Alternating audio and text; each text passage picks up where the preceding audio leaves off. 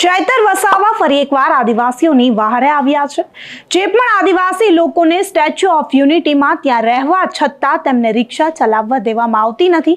જો તેમના ઘરે જવું હોય તો પણ તેમને પાસ અને આઈડી કાર્ડ જે છે તે આધાર કાર્ડ દેખાડવું પડે છે।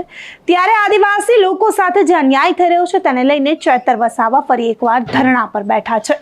ચૈતર વસાવા અને તેમની સાથે ઘણા આદિવાસી લોકો પણ આ ધરણામાં જોડાયા છે। ત્યારે ચૈતર વસાવાને સાંભળીએ કે આદિવાસી લોકોને ન્યાય અપાવવા ચૈતર વસાવા શું માંગણી કરી રહ્યા છે।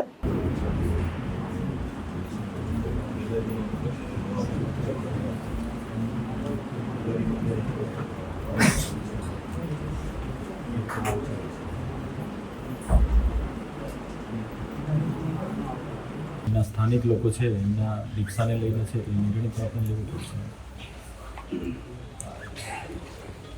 નીતિ વિષયક બાબત છે એટલે બનતું કરાય નહીં।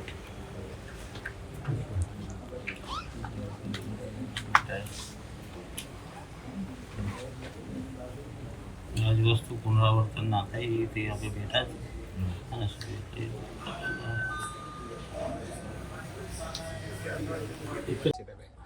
ખાસ કરીને ચેતરભાઈ આજે કયા મુદ્દે તમે ધરણા પર એસઓયુ ખાતે બેઠા છો ને? આજે સ્ટેચ્યુ ઓફ યુનિટી સત્તામંડળના વહીવટી સંકુલ ખાતે અમે ધરણા પર બેઠા છે।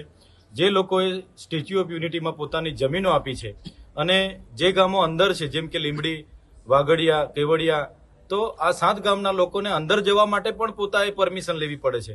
ઘણા લોકો જમીનો ગુમાવવાના કારણે રિક્ષા લાવીને પોતાનું જીવન નિર્વાહ કરે છે। ત્યારે એ લોકોને આ જગ્યા પર રિક્ષા ફેરવવા દેવા માટેની પરવાનગી આપવામાં નથી આવતી અને ડિટેન કરવામાં આવે છે। ત્યારે આ લોકોને રોજગારીના હેતુસર અહીં લોકલ લોકોને રિક્ષા ફેરવવા દેવામાં આવે એ માંગ સાથે અમે ધરણા પર બેઠા છે। ધરણા પર બેસવાનું કારણ એ છે કે અમે સીઓ શ્રીને મળવા માટે આવ્યા, અમારા પહેલા એ અહીંથી નીકળી ગયા અને એમના જે ડેપ્યુટી કલેક્ટર શ્રીઓ હતા એમણે પણ જવાબ આપવાની તસદી નહીં લીધી અને મજબૂરન અમારે અહીંયા બેસવું પડ્યું। પણ હાલમાં ડેપ્યુટી કલેક્ટર શ્રીઓએ અમને કીધું છે કે અમને અઠવાડિયા 10 દિવસનો સમય આપો, અમારી કમિટીમાં અમે નિર્ણય લઈ લઈશું। અગર દિન 10 બાદ નિર્ણય નથી આવતો તો અમે મોટી સંખ્યામાં આ સત્તામંડળની વહીવટી સંકુલ પાસે આવીશું અને મોટી સંખ્યામાં અમે ધરણા આંદોલન આવનારા ભવિષ્યમાં કરીશું। અધિકારીઓ જે મળ્યા હતા તો એમને શું વાતચીત કરીને શું એમને કમિટમેન્ટ આપી છે? એમણે એમના એમડી સાહેબ અને સીઓ સાહેબ સાથે હમણાં વાત કરી છે અને એમની કમિટી ટૂંક જ સમયમાં બેસશે અને આ દરખાસ્તને બહાલી આપશે એવું એમણે અમને કીધું છે। પણ હું પોતે જ્યારે અહીંયા આવ્યો છું ત્યારે ચોક્કસપણે ગંભીરતાપૂર્વક હું કેમ છું કે દિન 10માં જો આ રિક્ષા ચાલકોને ન્યાય નહીં મળશે તો અમે મોટા પાયે અહીંયા નર્મદા અસરગ્રસ્તો અને આ વિસ્તારના લોકો સાથે રહીને અમે આંદોલન કરીશું। નીતિ વિષયક બાબતો હોય, ટેકનિકલી બાબતો હોય, તમે વિચારો અને સ્થાનિક લોકોને પણ રિક્ષા ફેરવવા દેવામાં આવે એવી એ જ અમારી માંગ છે, બીજું કંઈ તો છે નથી।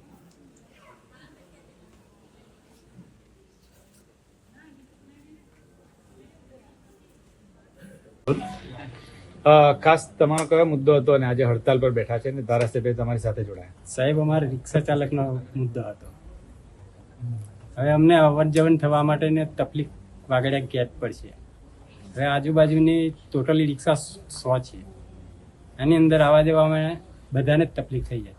અંદર કોઈક મહેમાન જવાના હોય, કોઈક આપણા સેવા સંબંધીને લેવા જવાના હોય તો એના માટે આ લોકો જવા નહીં દેતા। રોજ દગાડીની માટે આવે તો અમને આ 50 થી 55 રિક્ષાના પાસ કાઢી આપેલા છે, 100 ગાડીને બાકી રાખેલી છે, 150 પિંક રિક્ષા ચાલે છે। તમારી માંગ શું છે અને માંગને લઈને શું કેવું તમારું? અમને પાસ બનાવી આવે એવી માંગ નહીં તો આધાર કાર્ડ જોઈને જવા દે એવી માંગ અમારી 100 રિક્ષા બીજી। તમારું રહેઠાણ કઈ છે અને રહેઠાણને લઈને આ પ્રોબ્લેમ ઉભા થયા છે કે પ્રવાસીઓને લઈ જવા માટેનો પ્રોબ્લેમ છે? ના, અમે તો રહેઠાણ અહીંયા જ છે, આ બધા ટોટલી રિક્ષાવાળા અહીંયા જ છે। 5 કિલોમીટર, 10 કિલોમીટર કે 15 કિલોમીટર, 100 કિલોમીટરનો તો કોઈ છે નહીં સાહેબ। તો તમને તમારા ઘરે જવા માટે પણ પાસ લેવા પડે? હા, ઘરેથી જવા માટે મને જવું હોય તો વાગડિયા રેલવે પરથી ખાલી કઢાવી નાખે ગાડી। જતા હોય તો કોઈ પેસેન્જર તો લેતા જ જાય સાહેબ, ખાલી તો જાય નહીં। જો ખાલી ગાડી જતી હોય તો શું પ્રશ્ન રહે છે? તો ખાલી ગાડીને પછી કહી દે કે આધાર કાર્ડ બતાવો। તો તમારા જે રિક્ષા ચાલકો કેટલા છે ને આપણી શું માંગ છે તમારી બધાની? અમારે તો પાસની માંગ છે, છૂટ આલે અમને એ જ માંગ છે, બીજી તો કોઈ આપણી રોજગારી મળી રહે અમને એ જ માંગ છે, બીજી તો કોઈ માંગ છે નહીં અમારે। નામ તમારું?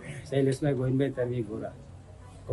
ત્યારે આદિવાસીઓને ન્યાય અપાવવાની આ લડતમાં ચેતર વસાવાની સાથે યુવરાજસિંહ જાડેજા પણ જોડાયા છે. યુવરાજસિંહ જાડેજા પણ આદિવાસીઓને ન્યાય અપાવવા માટે અત્યારે ચેતર વસાવાની સાથે ખડે પગે રહ્યા છે.